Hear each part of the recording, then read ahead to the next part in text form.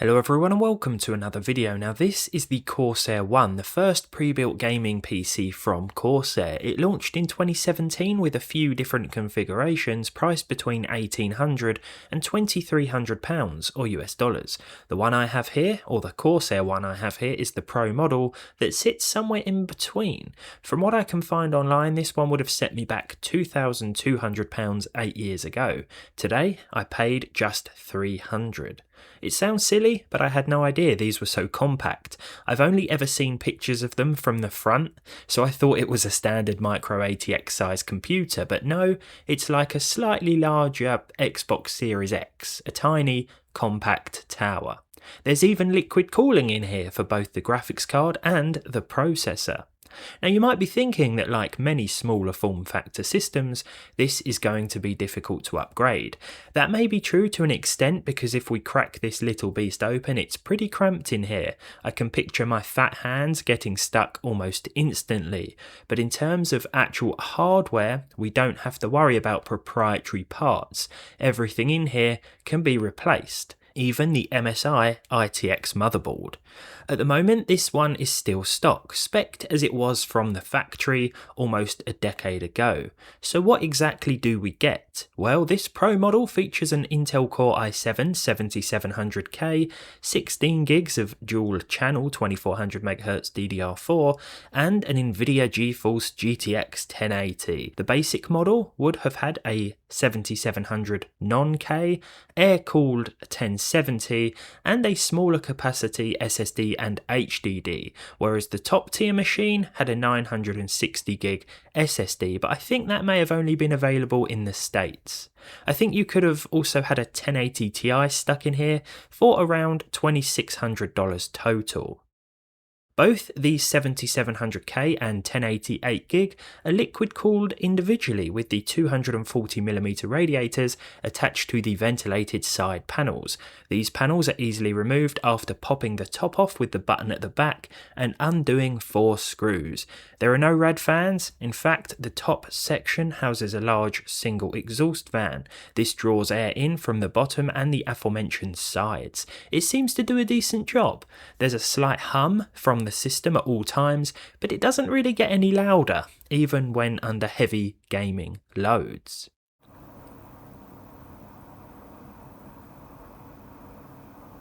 Every part of this feels premium, from the weighty aluminium chassis to the tight but well thought out internals.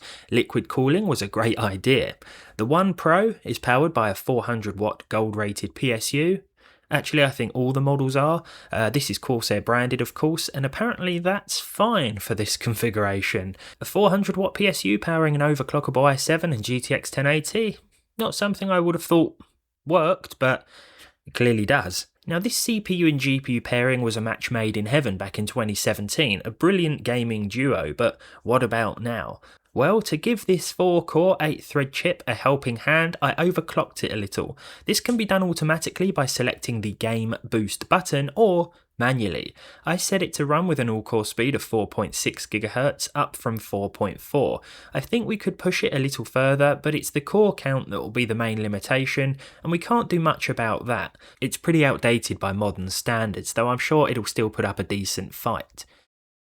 As we move on to the gaming tests, I want to mention the GTX 1080 again. This seems to run in PCIe Gen 2 mode, albeit with 16 PCIe lanes instead of Gen 3. I found a forum post talking about this. One user ordered a Gen 3 riser cable replacement, but the card still ran in PCIe 2.0 mode, which they said was the result of a BIOS update disabling Gen 3 support for stability reasons. I can't confirm any of that, of course, and I haven't been able to find any other BIOS versions to download. All I know is that the 1080 running in this system is running in Gen 2 mode. This shouldn't be a huge deal as part of this PC, but let's talk about gaming performance. Of course, we'll start with Counter-Strike 2 here. All games tested today were tested at 1080p, which I think is the best bet for a GTX 1080 in 2025. I've tried to avoid any upscaling where possible so that you can see just how capable this card is these days. Now in Counter-Strike 2 with the GTX 1080 and i7, we were getting 148 frames per second, but as I mentioned before, the processor is going to be the primary limitation, and this is going to cause a few issues with consistency or the frame times. These came in at 73 and 35 respectively. Now I'm running the game with the high preset and MSAA switched off here. Now I had planned to test all of today's games in alphabetical order, but as you can see I've already messed that up. We have Kingdom Come Deliverance 2 next. This is at 1080p. Of course, with the medium preset and SMAA 2TX enabled for 73 frames per second. Now surprisingly, the 1080 will be maxed out a lot of the time, but as we get into those more NPC intensive areas, more CPU intensive areas, we're going to see a few dips and drops, and we're going to see the 1080 sort of sit back a bit while the processor starts to struggle. That said, I think performance was still pretty respectable here. In terms of our VRAM usage, 8 gigs is going to be cutting it fine in a lot of modern titles, but it still seems to be fine for the most part at this resolution, and 60 plus frames per second wasn't hard to achieve in this one. Now when it comes to Grand Theft Auto 5 Enhanced, we are of course locked out of any ray tracing options. That's just not a possibility with our GTX 1080 here. I think we can use ray tracing on GTX cards. In fact, we may be able to enable it in Cyberpunk, but some games just lock you out of it entirely if there's not the hardware ray tracing option. I think otherwise it's done with software. I remember doing it in Battlefield 5, I think it was, years ago. May have even been with a 1080. That's something we'll have to investigate again at some point. But in terms of performance here, GTA 5 Enhanced with the very high preset and TAA, 100 frames per second. Again, the i7 is going to cause a few dips and drops, but for the most part, it's a very enjoyable experience indeed. The game is looking very nice here as well with the very high preset. Now one particular game I was worried about when it came to the CPU side of things especially was Battlefield 6. This seems to run quite well on a wide range of my tested hardware, very well optimised in my opinion, 1080p here with a medium preset, and we saw dead on 60 even during this online conquest game, whereby we certainly saw a few dips and drops which were most likely processor related. If we look at the on-screen overlay here, it still held up pretty well. 60 frames per second was the average, 60 FPS plus was achieved in a lot of maps and instances, but bear in mind there will be a few dips and drops as expected. This is a 4-core 8-thread processor after all, and no amount of overclocking can save it these days.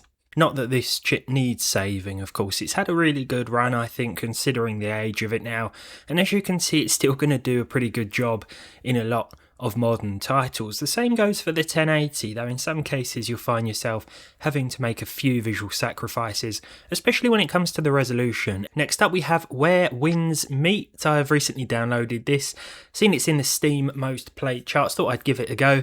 1080p with a performance preset here. This is like the lowest in-game preset. 70 was the average with a 1% low of 42 and a 0.1% low of 23, so it's a similar theme in terms of the percentile lows in that there will be some dips and drops here and there, mainly because of the core and thread count. But overall, I think this was a decent experience considering the age of the hardware and considering this is a new game too. Now when it comes to Cyberpunk 2077, the best bet here is to use low crowds. Whatever preset you want to choose, low crowds is a good idea because that's a pretty CPU intensive setting. So I went with the medium preset. I set the textures to high because of the 8 gigs of VRAM with the 1080. I think we can afford to do that here.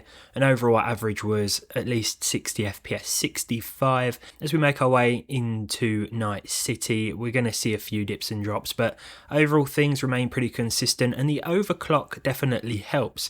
Once again, I'd like to remind you that we are running the 1080 in Gen 2 mode because of system limitations, but I think the CPU is still going to be the primary bottleneck here, and that's another reason why that Gen 2 graphics card limitation doesn't matter as much. But we'll have to see if we can entirely upgrade this system with a brand new platform as well, maybe AM4 or AM5. I wasn't expecting any issues with Red Dead Redemption 2, and I didn't really get any issues. If there's a bit of stuttering going on with the recording, it's because I had to switch to the built-in Windows recording here. I usually use the NVIDIA app to record, but for some reason that makes the screen into like a little tiny window with this game, so I use the Windows recording. I think it's recording at about 40 FPS for whatever reason. Hopefully it looks smooth on the video though, because it certainly felt smooth to play. Now this is at 1080p of course with the console equivalent settings or the Xbox One X equivalent settings, as stated by Digital Foundry back in the day. Now of course on consoles this still runs at 30 frames per second, but here we're getting a very nice 82 frames per second with decent percentile lows, so very smooth here. The i7 7700K is not a problem in this one, and in fact the GPU is going to be the primary bottleneck. We'll finalise with Fortnite. We've still got the Simpsons map here. Really enjoying this map actually. I don't play Fortnite too often, but I've been enjoying it more than usual because of this. That said, in terms of performance, our CPU is going to be a little bit of a problem in terms of utilization. I mean, we're looking at basically locked 100% usage a lot of the time. There will be moments where this drops to like 95. Ideally, I want a 6-core chip here to combat some of the dips and drops. But can't argue with the average 120 FPS with the medium preset, a 1% low of 80 and a 0.1% low of 32, so it still seems to be running pretty well. Of course we have 16 gigs of 2400 MHz RAM in the system as well, not the fastest, but seems to be a solid pairing for this setup. Now overall, I'm looking forward to perhaps upgrading this system entirely, but I hope you've enjoyed this initial look at my Corsair 1 Pro gaming PC. A lovely discount from its original price of over £2,000, just over £300 here in the UK for this one. Let me know your thoughts down below, of course. Let me know if you have ever owned one of these, or maybe you still do. Hopefully, I'll see all of you in the next one. Thanks for watching.